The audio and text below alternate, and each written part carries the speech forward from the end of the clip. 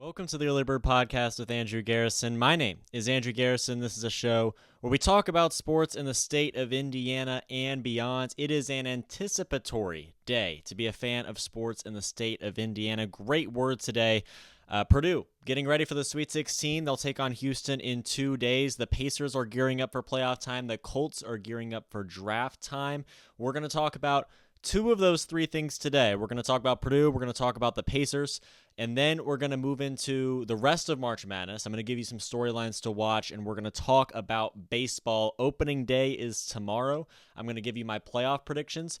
I'll be honest, I'm not that educated on baseball. I'm not that much of a baseball guru as I might be in some of these other sports, but I'm going to give you what I think are going to be the 12 playoff teams when we get to that point in the season. But let's start with Purdue right away.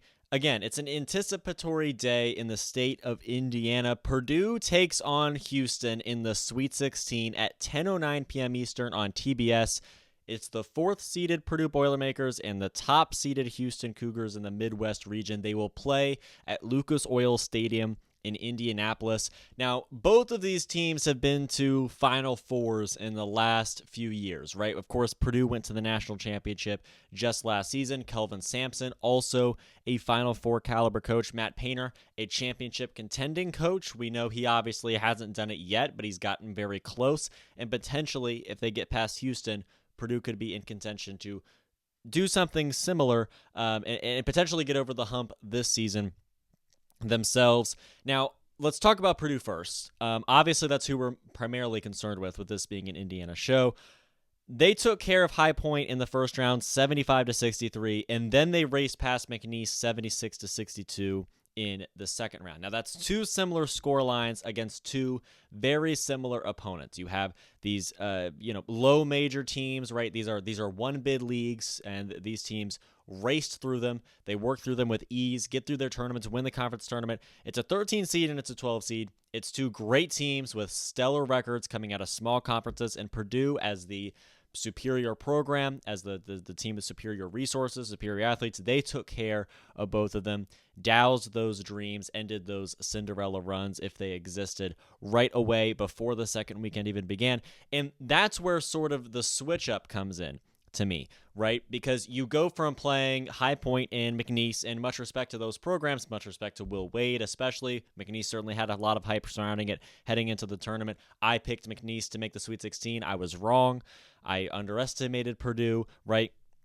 And Purdue took care of both of those teams very quickly. And now you go from those low major programs in High Point and McNeese to Houston, to the one seed in the region, to a 32-4 team that just ran through the Big 12 regular season and the tournament. Absolutely a championship contending team. I actually picked Houston in my bracket to win the national championship. That's how high I am personally on Houston. It is not lost on me how great Houston is, how great LJ Cryer is, how great Kelvin Sampson is, how great this Houston program has been under Kelvin Sampson. Houston is awesome. And the switch up from going to High Point and McNeese to now playing against Houston is massive. And fortunately, Purdue sort of has a week to figure it out, right? They played, I guess I don't actually recall. I believe they played Saturday, and now they're playing Friday. So they'll have 6 days in between the first weekend and the second weekend to prepare for Houston. But this is a big switch up, going from low major programs to one of the highest major programs in the country, especially this year. So let's look at Houston, right? This team is 32-4. They were Big 12 regular season and tournament champions. Again, they raced through that conference with ease, similar to what High Point and McNeese did, but the difference is Houston's in the Big 12, right? This is a program that just moved into the Big 12 and has had massive success while there. Of course, they win the league this season. They're led by LJ Cryer. He's a senior guard. He's been around for a while. Kelvin Sampson has really lived through LJ Cryer, I suppose, really lived off of LJ Cryer. I am interested to see, on a side note, where Kelvin Sampson and the Houston sort of goes without LJ Cryer. But for now, they have LJ Cryer, and for now, he's awesome. Again, senior guard, 15.6 points per game this season. He shoots at over 40% from the field, right? He had 30 against Gonzaga. The last two times they've played ranked caliber teams, right? Of course, Gonzaga, awesome team, top 10 in KenPom. They played BYU a couple weeks ago. In the tournament, they were number 17 in the AP poll at that time. LJ Cryer had 20 in that game. So Cryer's a guy that frequently can really take over, and he absolutely can score the basketball, and it doesn't really matter against who, right? BYU's awesome. They're in the Sweet 16. Gonzaga's awesome. They just lost to Houston in the second round as an 8 seed. LJ Cryer is their best player, and that sort of parlays into their biggest strength, which is the backcourt. LJ Cryer and friends, and he's not the only one, but LJ Cryer and friends, number one 3-point percentage shooting team in the country. There is nobody better in college basketball than Houston at shooting the 3-point. They're just under 40% at that mark on the year, which is insane. To be consistently shooting it doesn't matter how many shots you take, to be consistently shooting just under 40% from three over the course of the whole season, that is unbelievable. That's what LJ Cryer on this Houston backcourt has been doing. So right away, that's the number one issue, right? Houston shoots the three better than anybody else. That's the number one thing you're going to have to take away if you're Purdue. But on the flip side, Houston doesn't actually score that much. You would think that the best 3-point percentage shooting team in the country would be putting points up on the board all day long. They don't, right? They're in the 200s in points per game, but it's because they don't need to, because they're, again, number one in the country in opponents' points per game. They keep teams to about 58, certainly under 60 points per game. And again, this is Houston in the Big 12. The Big 12 is considerably down this year. It's typically considered to be the best league in the country. Now the SEC is, of course, taking that mark. The Big 10 is still great. The Big East has some firepower as well. So it's a down Big 12, but still, Houston is game after game against power conference opponents, keeping them to roughly under 60 points. That is incredible. So Houston, the number one team in the country at opponents post per game, defensively, right? They're keeping teams scoring fewer than they normally would, and they're number one in the country in 3-point shooting percentage. So that's how they win, right? It's great perimeter defense, and it's great shooting on the other end, and taking care of the basketball in transition is really what allows those two strengths to flow together and function together. So if they're shooting well, it's effectively game over against anybody in the country, right? Because Houston's going to make it very difficult for opposing teams to score, and if they're shooting the three well, if they're hitting their shots, the game is effectively over against, again, most teams in the country. If they're not, then you start to have a chance. If Houston's missing, then you start to have an opportunity on the other end to maybe outpace them over the course of the game or just hang in there and then steal it at the very end, right? Houston's awesome. I want to be very clear. Houston is fantastic. I think they're going to win. At least I thought going into the tournament, I thought they were going to win the national championship. I don't believe that anybody understands just how good Houston is. I think they're going to prove it. I think this is their opportunity to show it in this game against Purdue. Most years there's a game between a 1 seed and a 4 seed that's just a complete blowout. And it's really the wake-up call where you realize that this isn't fun and games anymore. This isn't the Cinderella tournament that we enjoyed on the first weekend. This is the rest of the way, right? This is 1 seeds against 1 seeds, 1s and 2s. Every game the rest of the way, you're playing a top 10, top 15, certainly, of course, top 16 team in the country. You're playing top 10 and top 5 opponents game after game, sometimes on effectively back-to-back days, right, every other day. It's a different world over here in the second weekend, and it's a totally different world as well in the Final Four.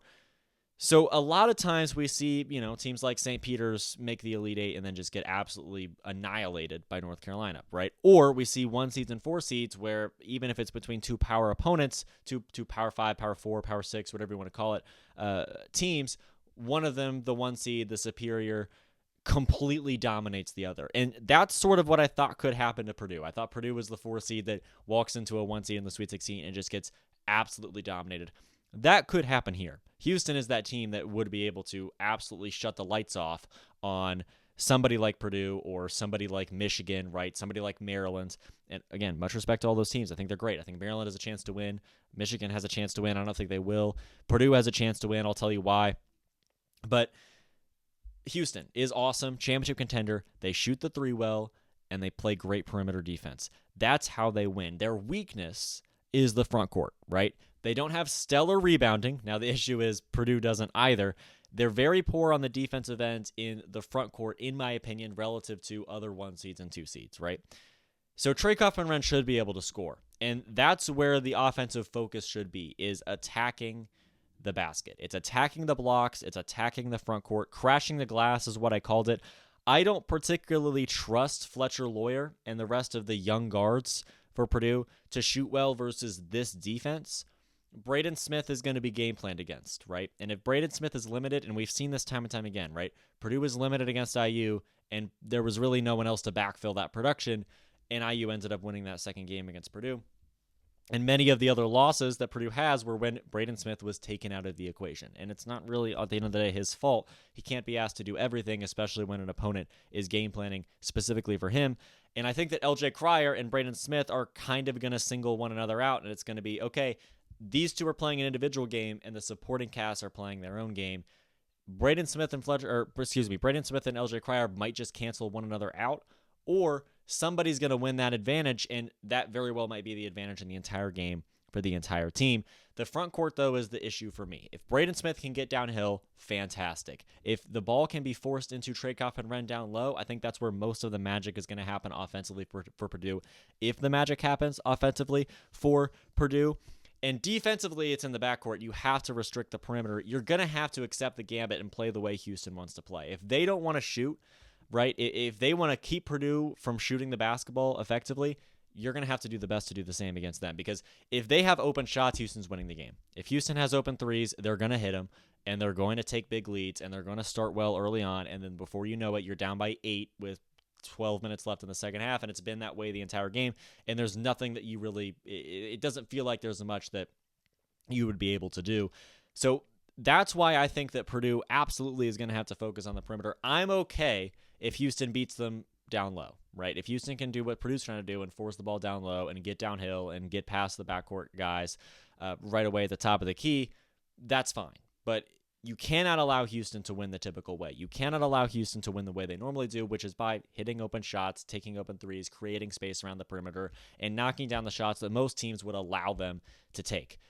Cannot do that in this game, right? On the defensive side of the basketball, you're taking away the perimeter as much as you possibly can. You're restricting the perimeter as much as you possibly can. Restrict the space. There's no open shots. Make them work for their success. Make them force their way downhill. Make them expend that energy. No open shots for Houston. That's Purdue's key defensively, which is much more difficult, much more easily said than done, I should say. Now, on the offensive side, again, it's focusing on the front court. I want to see Purdue play a similar style of offensive basketball as they have been in the last couple of years, where you're essentially forcing the ball to your anchor, Zach Edey. The offense flowed through Zach Edey. It hasn't been that way this season because they don't have Zach Edey anymore, obviously, and Trakoff isn't quite the same offensive presence, so there's a little bit more creative guard play between Braden Smith and Fletcher Lawyer. Primarily Braden Smith, who's emerged as an awesome guard and arguably one of the best in the country. Certainly one of the best in the country, arguably the best.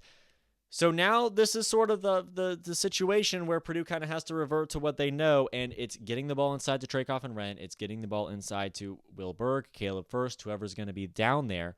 I want to see great individual backcourt defense so that we can allow there to be a larger size presence in the front court on the other end of the floor so that the Purdue can have the opportunity to get the ball inside to Trakoff and Wren. Purdue can have the opportunity to get the ball inside to Furst or Berg, whoever it is. That's where I think the points are going to go on the board for Purdue.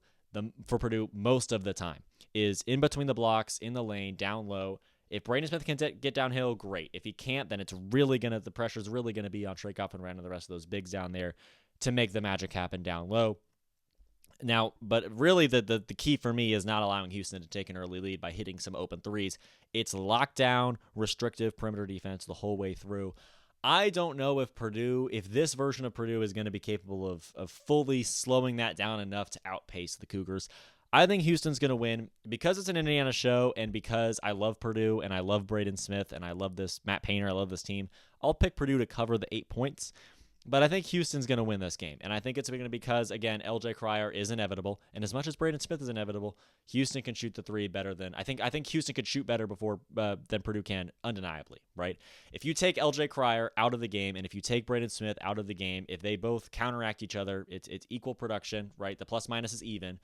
Then I think that we're in a situation where Houston's supporting cast is going to be able to shoot better than Purdue's supporting cast. And at the end of the day, I think that's what it's going to come down to. Houston still has a strong front court. It's their weakness relative to other 1 and 2 seeds, but Purdue's a 4 seed, right? And I think that that's kind of going to be exemplified. I think that Purdue's going to sort of realize that, okay, we were at this level last year, but we're not quite at this level this year. And unfortunately, Houston, in my opinion, is going to shoot better than Purdue in the backcourt. I think they're going to hold their ground just enough in the front court. I have Houston knocking off Purdue. But the keys for Purdue, right? Perimeter defense, restrict the perimeter out of the gate, and on the other end of the floor, force the ball inside. Work the front court, attack the blocks, attack the rim. That's how Purdue has an opportunity to win this basketball game. Also, it's important to note, I just want to add this, Purdue's biggest weakness has been rim protection the entire time. So Houston, their biggest strength is backcourt and three-point shooting, and Purdue's biggest weakness is downhill defense, right, at the rim. So Houston's going to have multiple ways to dissect this Purdue defense, and I think they're going to outpace Purdue. They'll cover the 8, or Purdue will cover the 8, but Houston's going to win this game. They'll advance the Elite 8 as a 1 seed.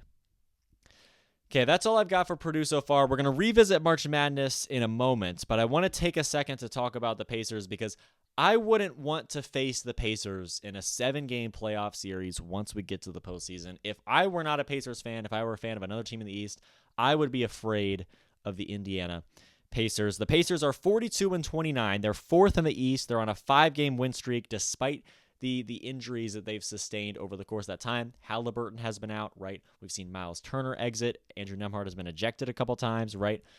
The Pacers are 3 games back from the Knicks, and they're 2 games ahead of the Bucks, squarely in the 4 seed, but within reach of ascending and descending in the standings before we get to the playoffs. Now, the Damian Lillard injury does change the math a little bit.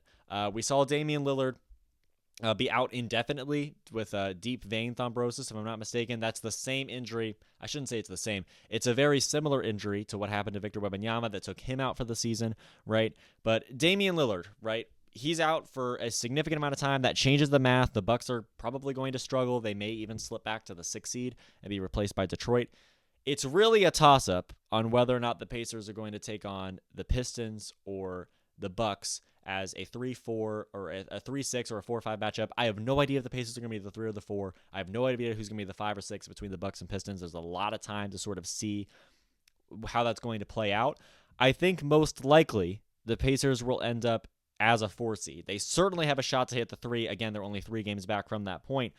It's going to be a toss-up between Milwaukee and Detroit, but right now the Pacers, I think, are going to remain at the 4 seed. They're going to be one of the best 4 seeds we've seen in recent years, especially in the East. And I think they're going to play the Pistons because I think that the Pistons, with 2 games against the Bucks the rest of the way, are going to be able to separate themselves, knowing that Damian Lillard is going to be out for a significant amount of time. I wouldn't be surprised if the Bucks are the 5 seed and the Pacers take on the Bucks, but I think the 4-5 is going to be Pacers-Pistons by the time we get to the playoffs. Either way, the attitude towards the East, in my opinion, is slightly misplaced, right? If you ask an average NBA fan that doesn't live in Indiana, isn't a Pacers fan, maybe if you ask someone in the West, right? If you asked a Suns fan what they think of the East, they would say it's the Cavs and the Celtics that really have a chance to go to the finals, and maybe the Knicks. And after that, it's just a whole bunch of teams that are maybe good, or most of them aren't, right? There's a real drop-off after 6 in the East. You got some good teams in the Pacers, Bucks, and Pistons, but really it's those 3, and even more specifically, it's those 2 in the Cavs and Celtics that have a chance to go on to make the NBA Finals and potentially win a championship. I don't think that that's exactly true. I think the Pacers are a team that certainly you need to be concerned with if you're just an average NBA fan across the league.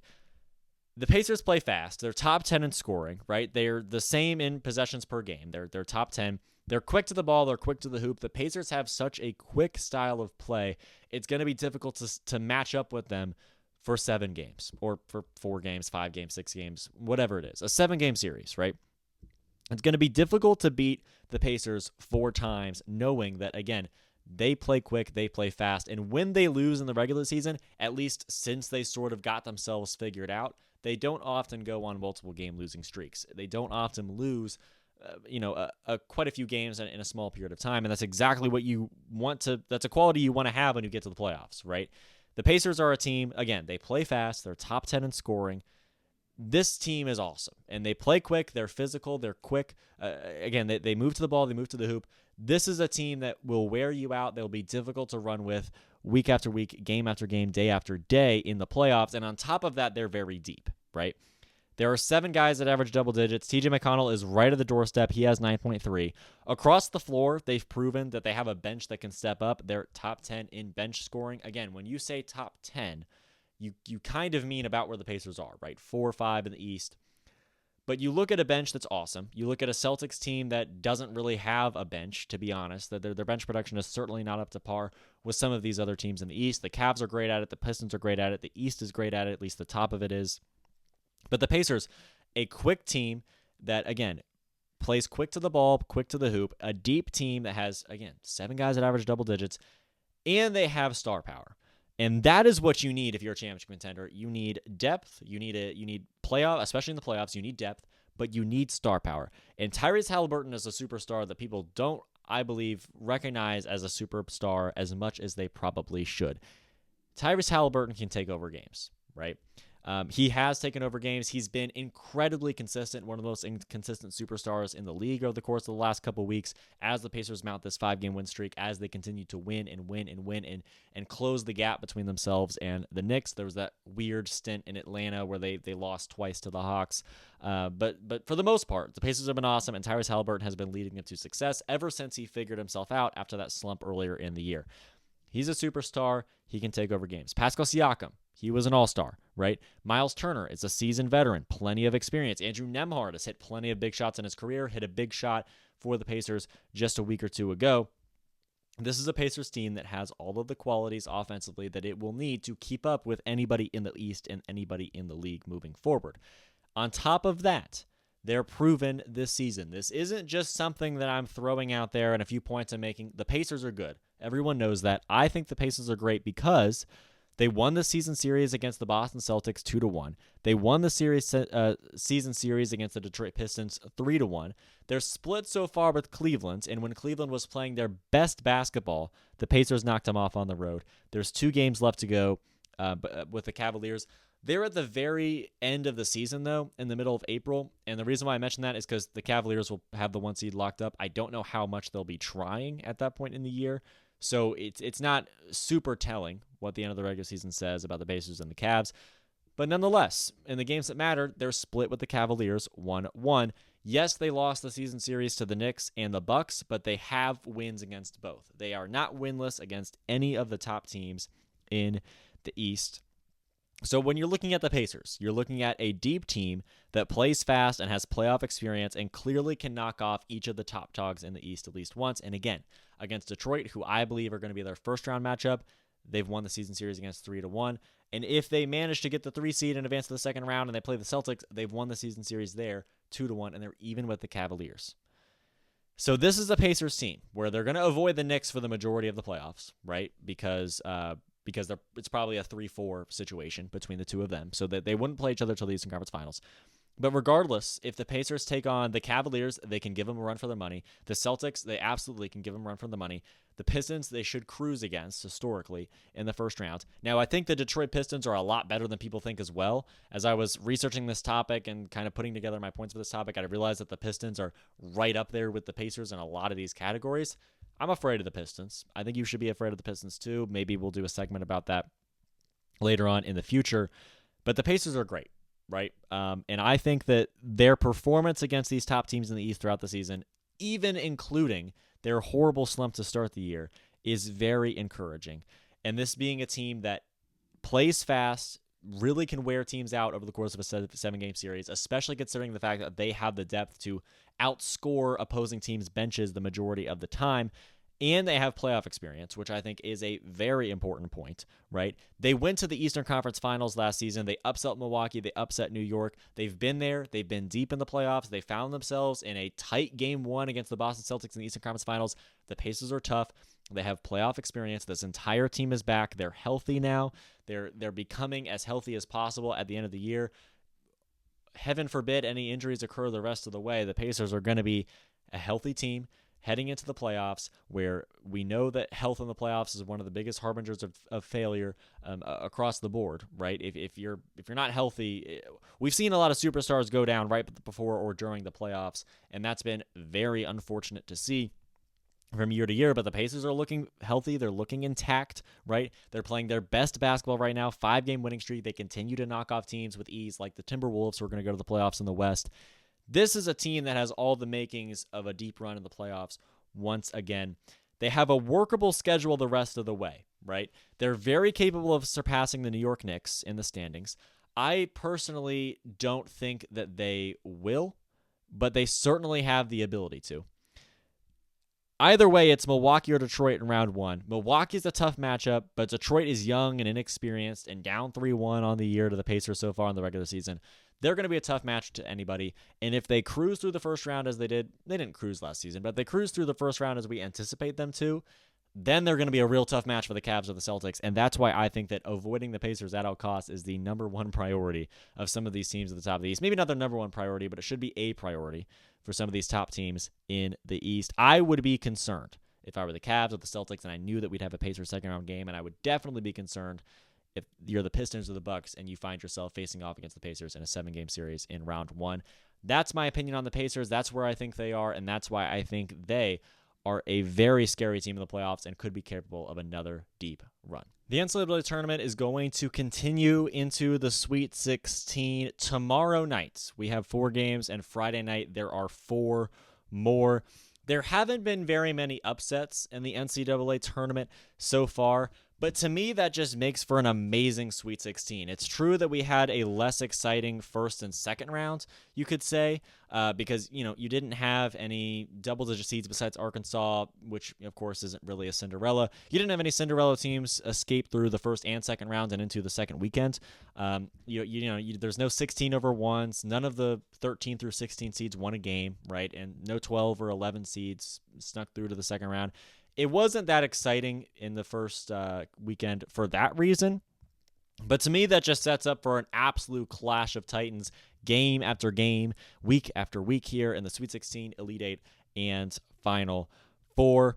I have 4 storylines and one honorable mention at the end that I think are the most exciting and most followable storylines in the Sweet 16. These are the 4 storylines that I want you to watch. The first one is about 1 seed survival, right? The question of how long do all number 1 seeds remain intact, and can they all make it to the Elite 8? Will they all win on Thursday and Friday?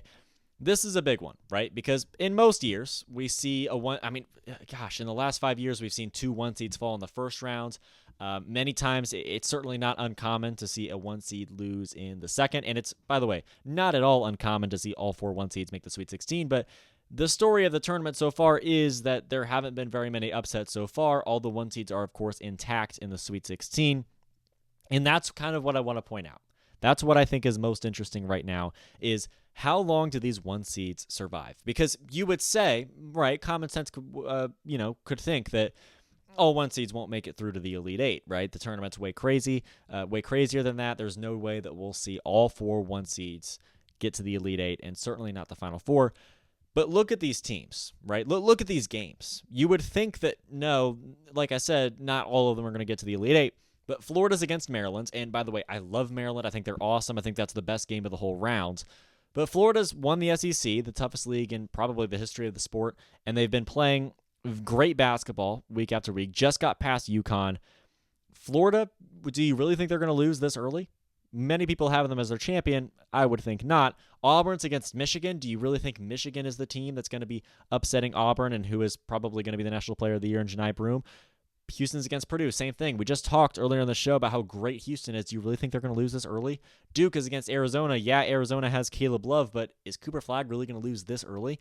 When you look at these 1 seeds, and I know this is how upsets work, and you never expect it, and it comes out of nowhere all the time, but when you look at these 1 seeds and their matchups, you kind of start to realize that individually you wouldn't be surprised if none of these teams lose, and then you find yourself with 4 1 seeds in the Elite 8, right?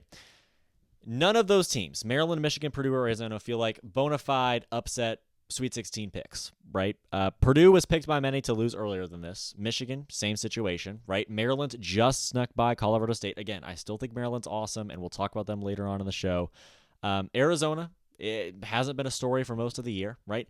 This doesn't feel like some underseeded 4 seed is going to come in and shock the world and knock off a 1.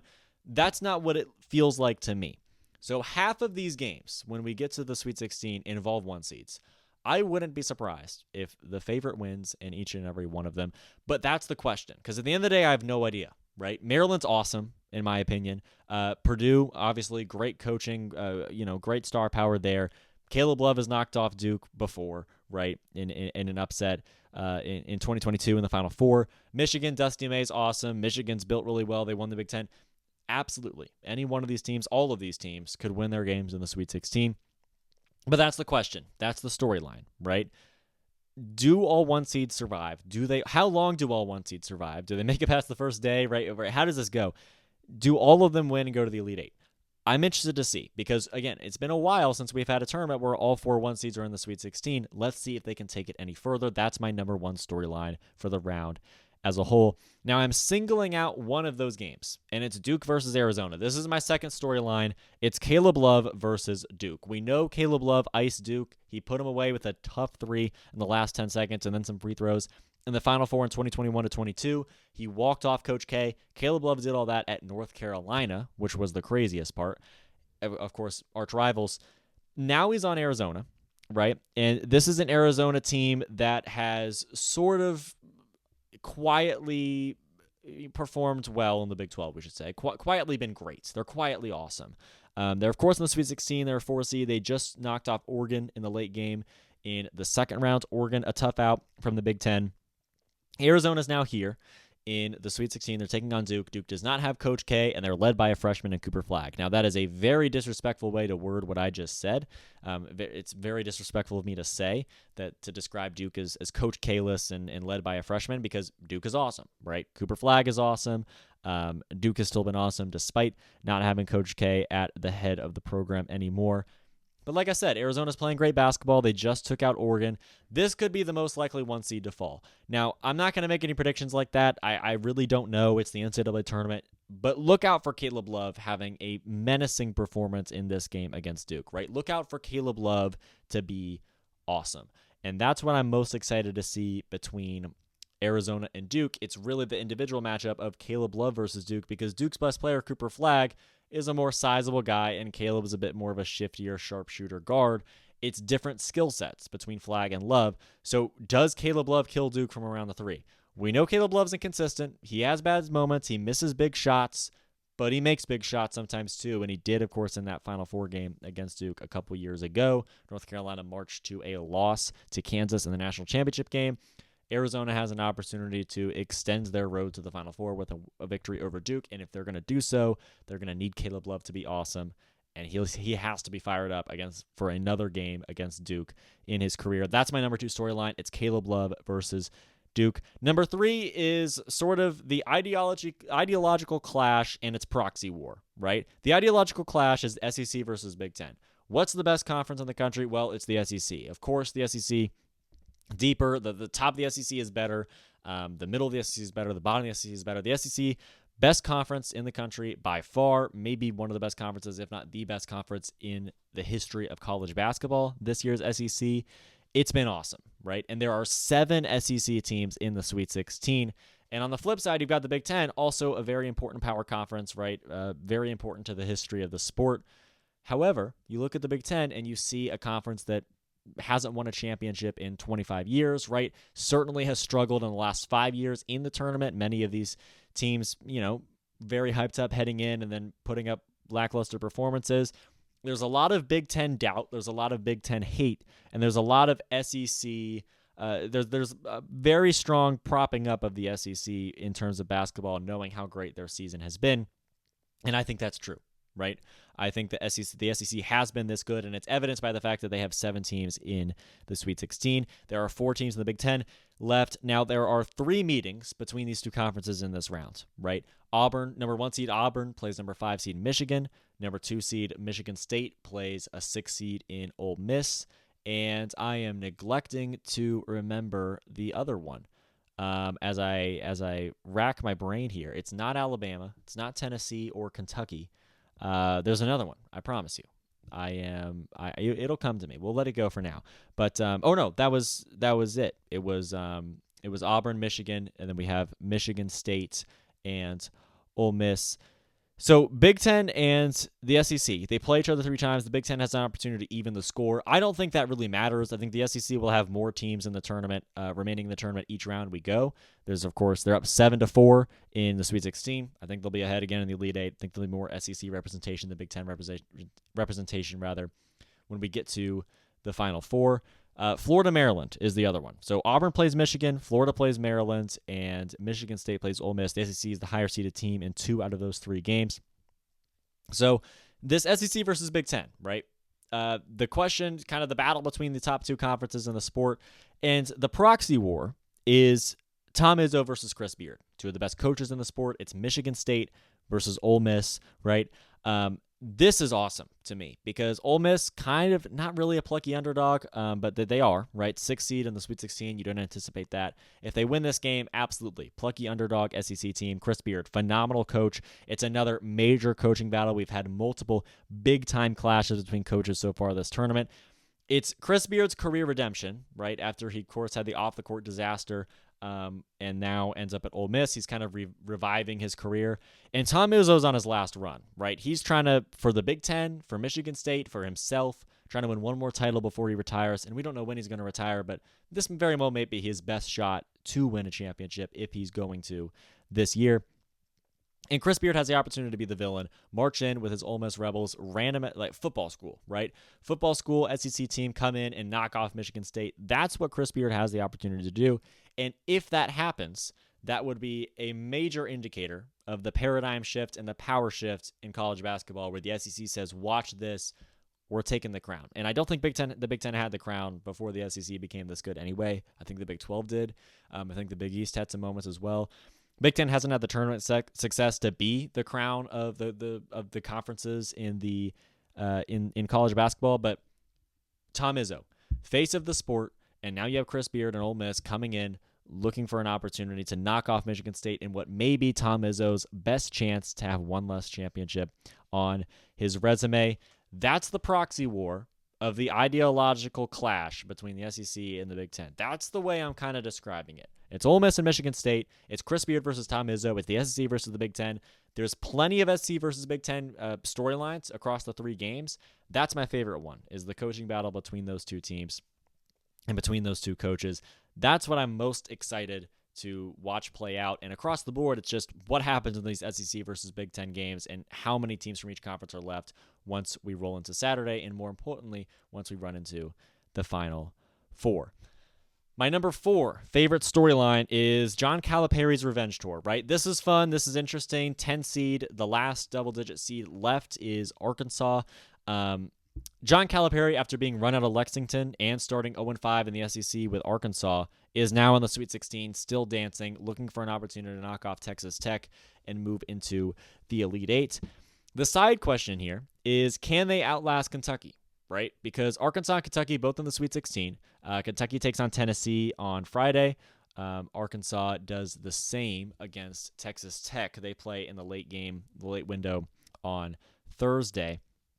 So Arkansas and Kentucky, do they keep dancing? Which one? Is it only one of them? Which one is it, right? Did both of them lose? Can John Calipari outlast Kentucky while coaching Arkansas? It doesn't mean a lot, but it would be fun and interesting to me. It'd be fun if Arkansas knocked out Texas Tech and kept this double-digit seed run going into the Elite Eight.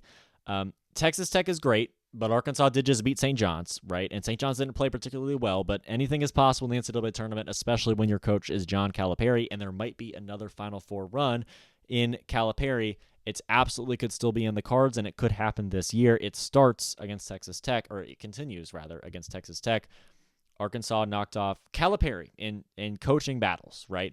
Knocked off Bill Self and Rick Pitino in the same weekends, right? Upset Kansas in terms of seeding and upset St. John's in the same weekend, and now they're in position to do the same against Texas Tech, a team that's a little bit more new to the forefront of the sport. Of course, they went to the championship under Chris Beard in 2019, but they didn't quite have the guns to keep up with Virginia.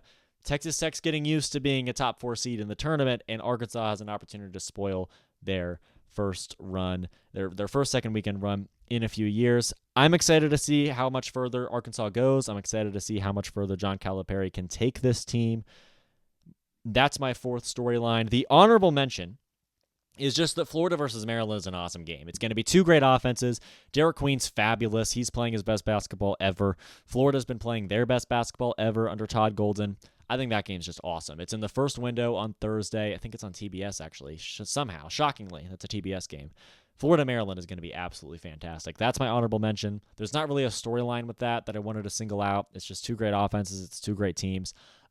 Very, very reasonably, either one of those teams could win the national championship. And I just love Derek Queen and Maryland that much. I might be a Big Ten homer, but I love Florida. I love watching Florida. I love watching Maryland. That is going to be a wonderful matchup tomorrow night to kick off the weekend.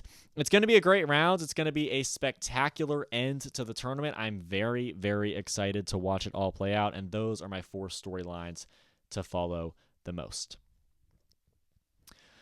All right, I want to switch gears.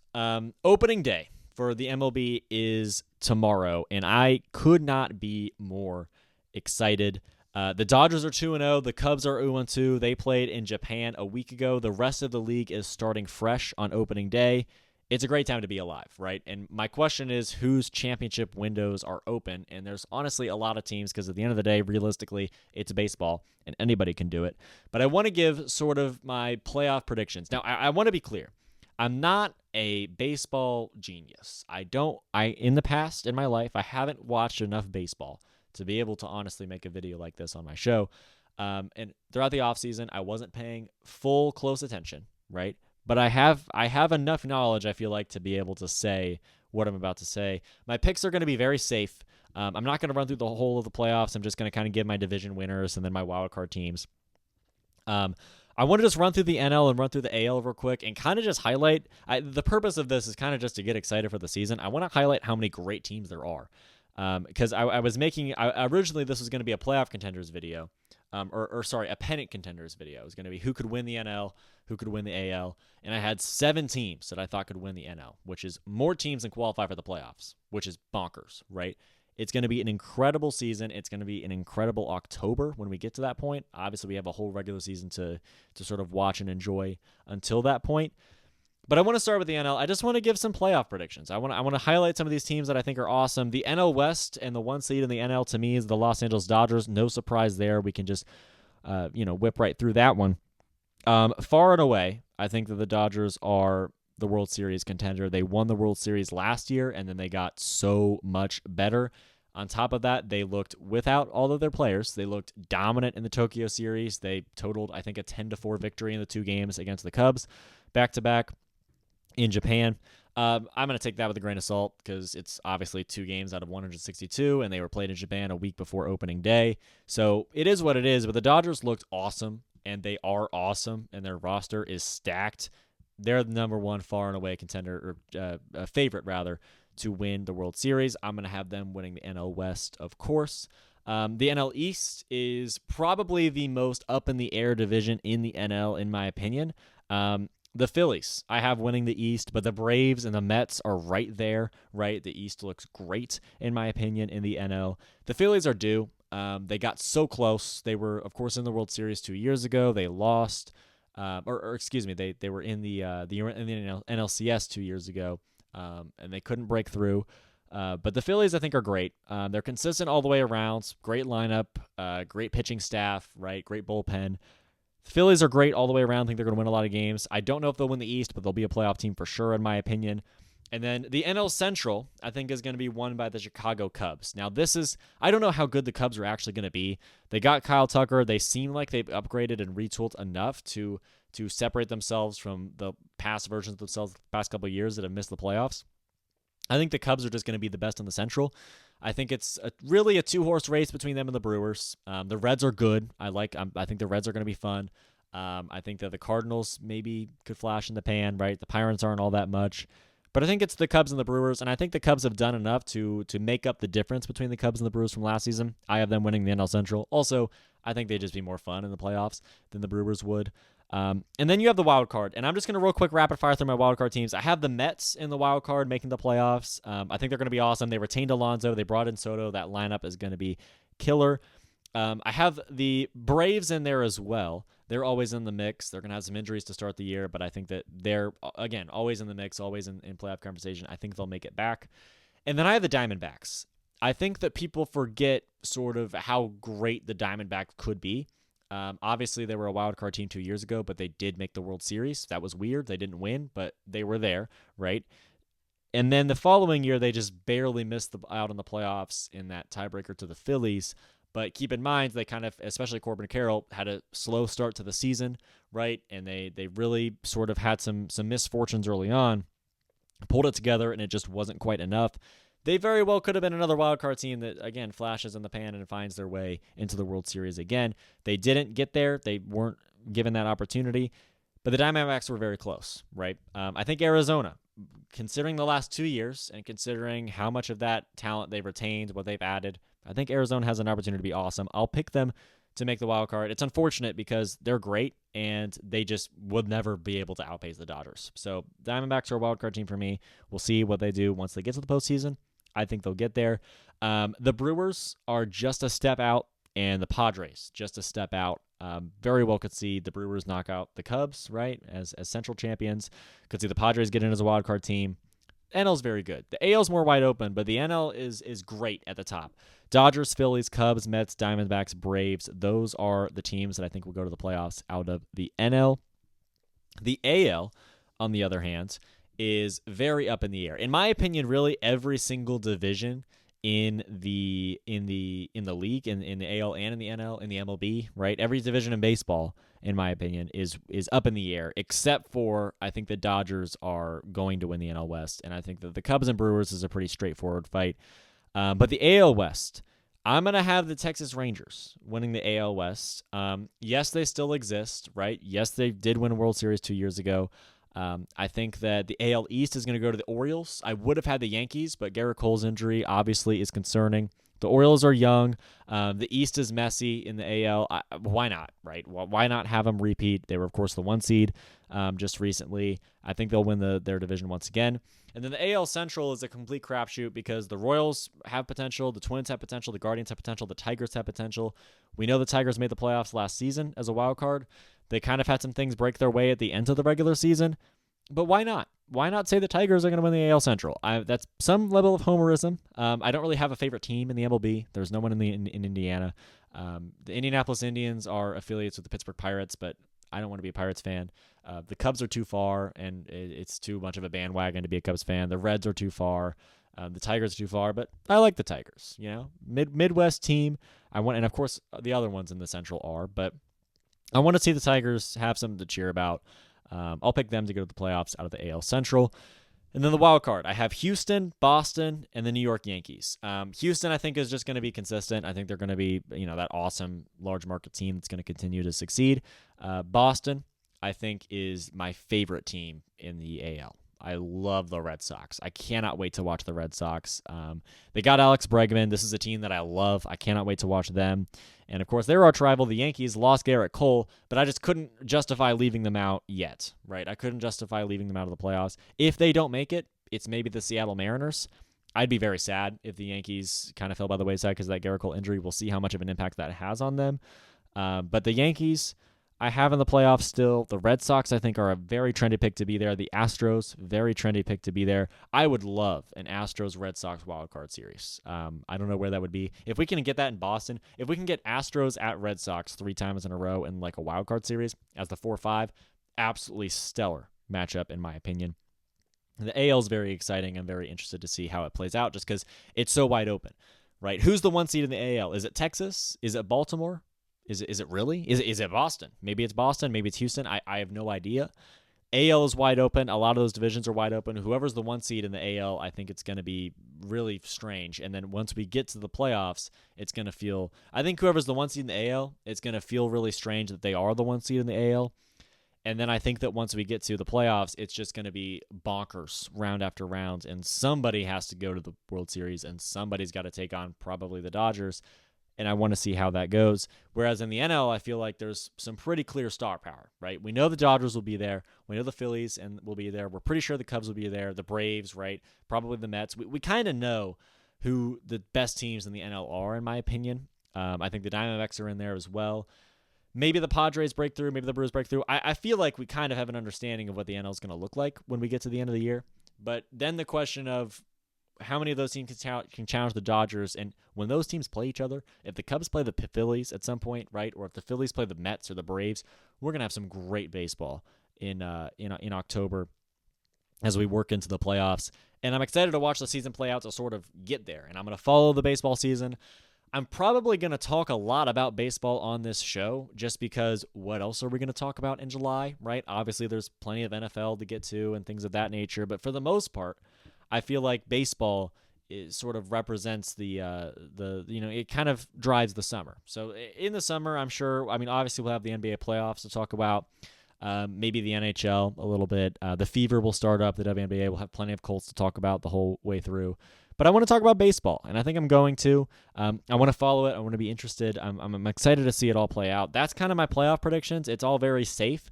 But opening day is tomorrow for the MLB, and I'm certainly excited to get into watching baseball again very, very soon as this long, grueling 162-game season sort of gets kicked off. That's all I have for you guys today. The Lakers go to Indiana tonight. They take on the Pacers. Opening day is tomorrow. I think it's, the Brewers play at 3 on ESPN. I forgot who they play against. And then the night game is Dodgers-Tigers on ESPN. So very exciting matchups, right, in the MLB. Lots to be excited about there. March Madness this weekend, Thursday, Friday, Saturday, Sunday. Next show, we're going to talk about where the Pacers are at after the weekend, after the big-time Lakers game. We'll talk about if Purdue's still playing basketball, what happened if they're not, right? What's going on if they are, and some other updates from around the sports world. So there's a lot to talk about across the board. Baseball's starting. Basketball is finishing up. We're gearing up for the NBA playoffs. The NFL draft is a month away, sneakily. Lots to talk about. Thank you so much for listening to the Early Bird Podcast with Andrew Garrison. I look forward to speaking with you guys again soon. We are back. We have a slightly different camera angle, slightly different setup. I'm excited about it. Thank you so much for watching or listening to the Early Bird Podcast with Andrew Garrison, and I will see you all next time.